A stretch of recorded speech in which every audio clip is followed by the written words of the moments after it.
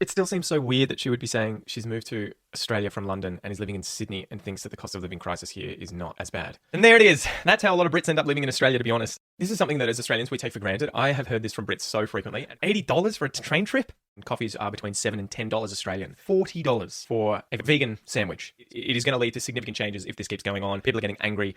G'day, you mob. How's it going? Pete here. Welcome to this episode of Aussie English. Today, I'm going to be reacting to a video called Why Everyone You Know Is Moving to Australia by Lottie Clack. I thought we could react to this, check out what her points are, because Australia is anything but an affordable place to live right now, and I would have thought it would be the opposite, where no one is moving to Australia right now, especially not from the UK. Anyway, let's get into it. Hello, hello, or should I say g'day? Is it me, or recently has every British person either moved from the UK to Australia, is planning on moving to Australia this year or next year, or is at least talking and saying they're thinking about moving to Australia? Brits currently make up Australia's largest migrant population, with 1.1 million of us currently living there, which is around 4.4% of the total population. Migration in general has been increasing, so much so that it rose by 1/3 last year to lift Australia's population by a record 659,000 people. Yes, this is the current flavour of the month. This is what we are talking about a lot in Australia at the moment. Mass immigration. We have had something like over 1 million people migrate to Australia after COVID, so whatever that is, 500 to 600,000 a year, and it has put huge strain on our society, whether it is policing, the hospital system, the educational system, the transport system, housing. All aspects of Australia are under strain at the moment as a result of the mass migration that has taken place, and it seems to be by design. It seems like the government has intentionally allowed this to happen because on paper, when you look at the books, it makes us look like we are increasing our GDP as a country, which we are, if you look at it just by that number. But then if you look at per person GDP, we've actually gone down. So it seems to be like they're doing this to hide a recession that would otherwise be taking place. It also keeps wages low. It also puts the property prices through the roof at the same time. There's lots of reasons you would do this, but it seems to be unsustainable numbers. 500,000 people a year. In a country of 27 million people now, it is going to lead to significant changes if this keeps going on. People are getting angry. Governments are going to keep getting voted out. The next one will come in. It'll do exactly the same thing. So yeah, that's the current issue that we've got. In fact, I'm fresh off the boat myself, as they say, having moved from the UK to Australia 3 weeks ago. She's part of the problem, guys. I'm actually half Australian myself. And there it is. That's how a lot of Brits end up living in Australia, to be honest. I've got a lot of Brits who are friends where one of the parents is Australian or has an Australian citizenship and passport, and their kids as a result end up with Australian citizenship or a passport or whatever and can move over here relatively easily. So this may not apply to every single person watching this video, but she has probably gotten in here because she has an Australian passport and doesn't have to worry about visas or anything like that. So my mum's side is all Australian, hence why I was so easily able to come here, as I do have an Australian passport. But I'm not the only one I know who's come over here. And with migration on the rise year on year to Australia, it's a trend that I suspect will continue. I will continue to see lots of Brits giving up their UK life and coming to Australia with the idea of having better prospects. It's interesting, obviously, why everyone you know, she must be talking mainly obviously about Brits and not just everyone in the world. I would love to see the data on Brits migrating to Australia and whether that's increasing or not, because I know that the UK at the moment has a huge cost of living crisis going on as well. Wages are lower than they are in Australia. The price of property is probably comparable depending on where you live. You know, if you're in London, it's probably on par with Sydney. I've got lots of friends living there that are saying the same sort of thing. One set of friends moved to London a year or two ago. They're wanting to have kids and now they're like, screw this, we need to live somewhere outside the city where we can afford to have a better life. Another friend moved there probably about a decade or so ago and has lived sort of all over the shop, but is now thinking about moving to France because life in England just seems unlivable. He's like, it's expensive. Everyone is getting really sort of snarky. The culture's changing. The weather's awful. It is interesting to see a lot of people wanting to get out of the UK. But exactly why are so many Brits ditching the UK at the moment and moving to Australia? Aside from the obvious, the shared language and culture and a close relationship with Australia, despite being so far apart geographically, I think there's a few newer and more significant reasons as to why so many Brits are migrating. One of the biggest ones absolutely has to be the cost of living crisis in the UK at the moment, which is definitely a large influence on my reasons to move from the UK to Australia. Put simply, everything in the UK just keeps getting more and more and more expensive year on year. And so what have we got here? We've got change in real gross disposable income per capita of households between October-December 2019-2023. So down 0.7%. Let's see if it was worse in Australia than the UK, because I have a feeling they're going to be pretty similar, to be honest. Okay. So she's whinging about a decrease in 0.7% real gross disposable income per capita of households between 2019 and 2023. Between the fourth quarter of 2019 and the fourth quarter of 2023, the real gross disposable income per capita of households in Australia experienced a decrease. Specifically, it fell from 129.59 in December of 2019 to 124 in December of 2023, which represents a decrease of approximately 4.3% in a 4-year period. Based on that, again, I don't think it was exactly the same time period, but it was something like 5 or 6 times as bad as the UK's. I'm not sure why you would think moving to Australia would mean that you're going to be better off in terms of income. And this wouldn't be an issue if wages were also getting more and more and more, but travelling around the UK is just crazy expensive at the moment. A return journey commuting in from Cambridge to London for work would cost me about £25, Cambridge to Liverpool Street, with advanced single tickets. And this was with a rail card added on. Without this rail card, a return journey Cambridge to London would be about £40, which is a lot. £40 for a return journey? That's $80? My God. $80 for a train trip? What is the average hourly rate UK in pounds? Jesus. So the average payment, that's like 4 hours work to just pay for transport? My God. And if you're a commuter coming into London, not just from a large commuting city like Cambridge, but any of the others, it's even now cheaper if you're driving with a few other people just to drive instead. 100% it would be cheaper. At a time where we're supposed to be very environmentally focused and the UK should be promoting more environmentally friendly policies, such as getting public transport instead of driving and encouraging people to do this, making public transport so much more ridiculously expensive to the point where it's cheaper to drive, just doesn't make sense. And it almost feels like we're going backwards. That's true. You would think the whole point of public transport is to make it more affordable to use that, incentivize using public transport to come into the cities and move around the cities so that you have fewer cars and less congestion on all of the roads around the city. So it seems weird that the UK would allow it to get to a point where you're actually now incentivized to use your car because it's too expensive to use public transport. But is public transport subsidized in the UK? Public transport, UK, private or public?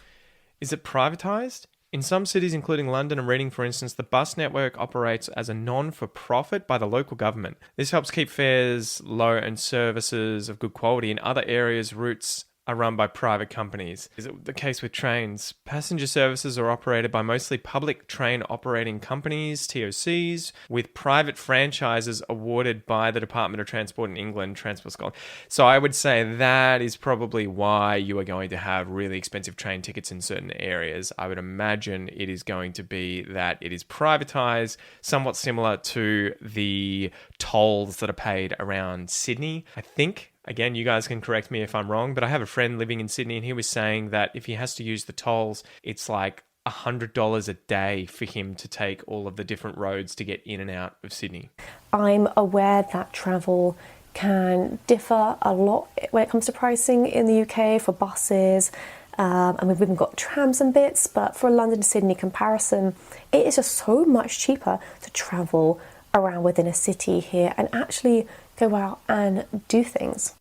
It still seems so weird that she would be saying she's moved to Australia from London and is living in Sydney and thinks that the cost of living crisis here is not as bad. We'll see. I would love to see an update on this in a few months because Sydney seems like one of the most expensive places in the world to currently live. And I think the real estate is now on par with Hong Kong. Like it's one or two, isn't it? Sydney is the least affordable market in Australia with a median price to income ratio of 13.8. So yeah, 14 times your wage. The multiple also makes it the world's second least affordable city behind Hong Kong. So there you go. It is number 2. Food and kind of eating out is another one that's become really expensive in the UK. I can't be the only one who's noticed the increase in coffee prices. Man, I think I paid $7 or $8 the other day for a large coffee, which is unheard of here in Australia. Prices are really going up. And then I was reading something on Reddit recently about how much you actually have to make on a coffee in order to cover the costs per hour of the barista. And it was something like most of these coffee places are actually only making about $1 per coffee. So if a coffee costs $7 or $8, again, you're assuming that they're adjusting these prices based on the costs of all the products that they're using and not just inflating them artificially to make a profit. But it would be crazy to me that you're getting a coffee and that once added everything up, it's like $5, $6, $7 before they even get a slice of profit on top of that. So yeah, though I think I did also see that at Woolies and Coles, our supermarkets here in Australia, coffee prices have gone up by like 40% in the last few years, may have even been the last few months because of really bad crops overseas. So perhaps that's part of it too. There's probably also transport costs,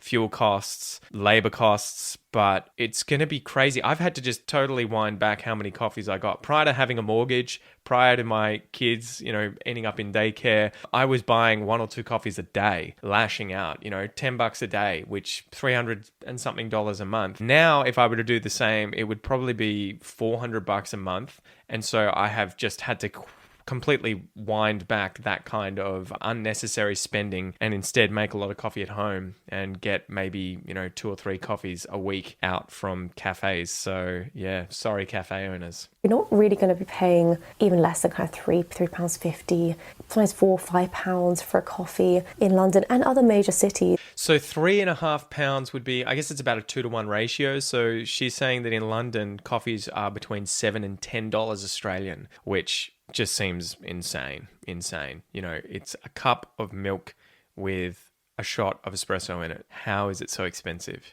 I'm paying about $4, $5 maybe max, which is about £2.50. And the same with brunch meals and getting lunch out. It's just so much more affordable to go out and get casual coffees and treats and kind of feel like you're getting a better quality of life and actually able to do more things on a daily basis without having to have a high salary to enable you to have these kind of small luxuries like you do more so in the UK. And this would all be okay in the UK if wages were also increasing to be able to...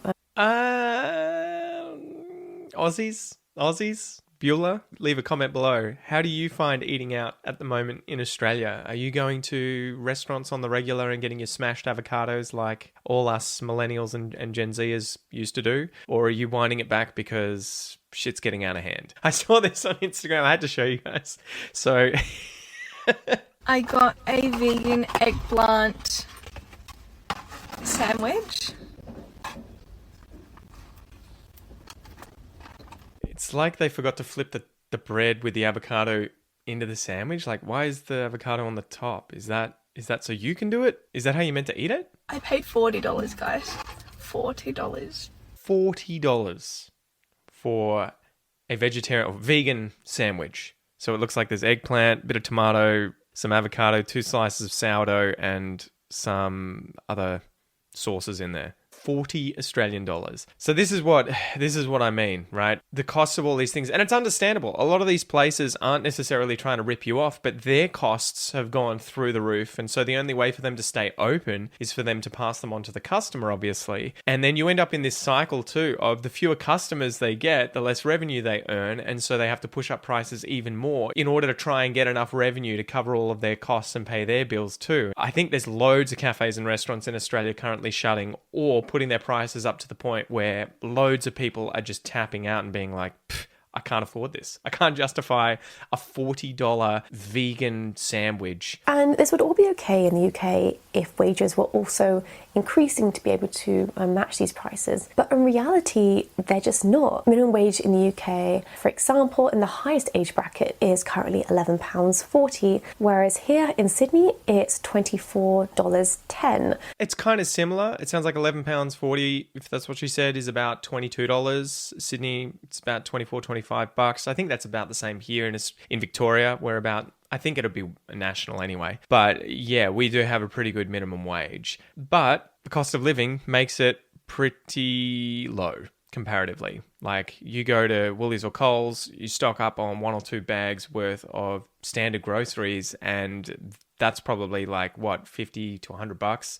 So 2 to 4 hours worth of work for 2 bags of groceries. In the UK on minimum wage, you're annually earning £23,712, whereas in Sydney, you would earn £25,542. So that would be probably $48,000 Australian to about $52,000 Australian. It is true. There is something like, if you go UK, let's say median salary, right? UK median salary is £37,000.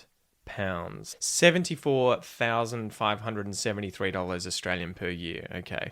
What's the Australian median wage? 65,000. So it's even lower. There you go. People in the UK, you're kicking the shit out of us. Or at least that was 2022. So it'll be a little bit higher now. So looks like the median wage in the UK is actually higher. If their cost of living is higher overall, like if you're spending £80 a day on a train ticket, then yeah, I can imagine that it kind of brings your annual wage down a great deal. But Australia doesn't seem to be doing that much better than the median Brit. I can't forget to discuss housing at the moment. Australia actually has some of the largest houses in the world, with each home having around an average of 215 square metres of floor space.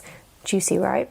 And this is more than double that, the average of the UK homes. 1 in 10 Australians actually have a private swimming pool, which in the UK you have to be absolutely filthy rich to even dream of having. Yeah, but that's because the UK is so tiny and you guys have 70 million people that live there. So I can imagine that you've had to build housing accordingly so that everyone can fit in your country that is smaller than Victoria. Yes, we have large houses in Australia, or at least we have a culture of wanting larger houses, and this is probably going to have to change in the future, the way that housing prices are going. And 80% Australians have private gardens, which if you're living somewhere like London, it's going to be hard to get, or you're going to have to pay a lot for a house that has a garden, and a decent sized one if that. I guess that is one of those things culturally that we take for granted. Loads of Australians have pools, and it's not necessarily a sign of whether you're filthy rich or not. We definitely have gardens, you know, unless you're living in the city in an apartment or something like that, it's pretty uncommon. And this is again tied back to our obsession with having a detached house on a large bit of land that has a front and a back garden. So it is definitely very common in Australia. I don't know how common it will be in the future though. I have a feeling this is the kind of thing that will change in order to keep house prices from rising absolutely astronomically. I'm aware that a lot of these factors, such as housing, food and travel, aren't exactly new though. So this brings me back to the original question of why exactly are Brits moving from the UK now in particular to come to Australia? What's triggered this kind of new wave of movement? A large key factor is that Australia changed their rules on who from Britain they can allow in. So they actually raised the age limit from 30 to 35 for those who they would allow to have a holiday working visa, meaning that millions more people suddenly became eligible, including my partner who is 33. And we thought we'd missed the boat, missed being able to come over at his current age, and would have to look into alternative means. But that rule changing meant that suddenly he is eligible for a holiday working visa. There's also been a change in the type of work that you have to do coming over here. So prior to this rule change, anyone who came over on a holiday working visa had to commit to 88 days of agricultural work, often on farms. And this would need to be carried out for every additional year that the person wanted to stay, which isn't exactly the most appealing offer, particularly those coming from less hands-on jobs, such as more corporate office-based jobs. Yeah, so this was the working holiday visa scheme that I think, at least when I had a lot of friends doing this, the age limit was you had to be under 30 years old. And I think for every year you had to do 80 days on not necessarily a farm, but somewhere more regional. And the idea was obviously you're getting loads of migrants. You want them to come to Australia, but you don't want them to all stick to just the cities. You want them to go out into the regions where more workers are required. And I had some friends working on like cotton farms, cotton gins, and they were raking it in. They were making like $2,500 a week whilst doing that. It was something ridiculous, although they had to work all night and, ridiculous hours. But there's definitely an appeal. I don't know if it is manageable long term. So obviously, if they have lifted the age to 35 now to get more people to come in, you do suddenly have a larger population that you can pull from in terms of migrants. The idea of having to go to a farm and pick fruit would be enough to deter a lot of people from coming over who otherwise would have. I should clarify, there are definitely loads of jobs like picking fruit where you quite often aren't paid very well and can be kind of abused in terms of how much you've got to work, the conditions under which you work and everything like that. At least that's what it was like when I was at uni and surrounded by a lot of people doing this sort of work. They were like, don't do the fruit picking jobs. My partner's brother actually came to Australia about 5 years ago and was unlucky enough to be stuck with watermelon picking, which I think is probably one of the most heavy laborious ones you can do. And yeah, he came home early and didn't want to renew his visa. No surprise, because I think the prospect of him being in fields picking watermelons all day was enough to put him off. But now that's been scrapped, you can fully come from the UK to Australia and no manual labour up to 35, which means a lot of people who previously wouldn't have are now reconsidering their prospects. There's nothing to lose. Wow, so they've just completely scrapped having to actually do the regional work, the farm work. That's crazy. And finally, to finish up, I can't not mention the weather, can I? Seasonal depression is a real thing in the UK, and with the autumn, winter, and sometimes even the spring just being rubbish all year round, dark, gloomy, grey, cold, wet, the idea of coming to a tropical paradise where you have so much more daylight is really appealing. And it's common for us Brits to, we have the jokes about asking about the weather and moaning about the weather, but it's because it is simply just so miserable for most of the year. This is something that as Australians we take for granted. I have heard this from Brits so frequently, and it's probably the same for a lot of other countries that are high in latitude in the northern hemisphere there. It's apparently incredibly depressing. You end up in the dark a lot of the time for winter. I've got friends who live in Estonia and they say they leave for work in the dark and get home after the sun's gone down during these months, and a real depression does set in. And they do tell me that it kind of bleeds into the way the culture works and the way people feel, behave, depression, everything like that. So I do definitely appreciate the weather that we have in Australia. And yeah, I'm surprised though that Brits haven't just come out here, 100 years ago. Wouldn't you just up and leave, Of coming over and having so much more daylight in the morning and in the evening to actually go out and do things like you can sit in a pub, outside or at a bar in the evening for a lot of the year, whereas in the UK we can only simply dream of doing that in the summer, because who's going to sit outside in the dark, at a pub when it's cold and it's wet and it's like 5 degrees?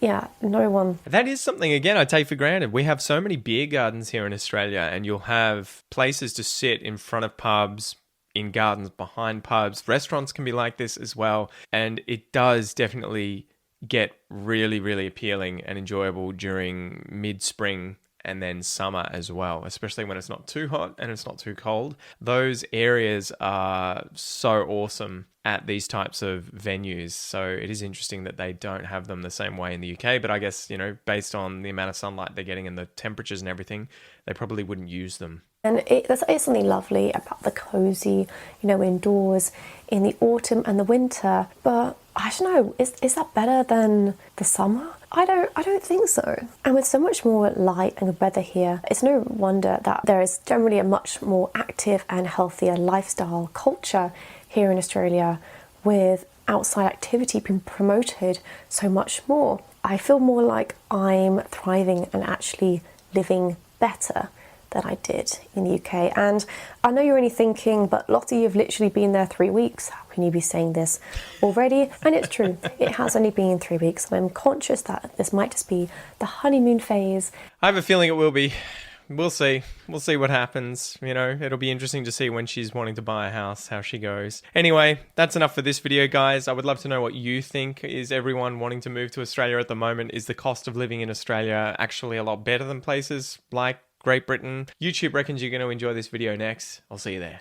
Toodaloo.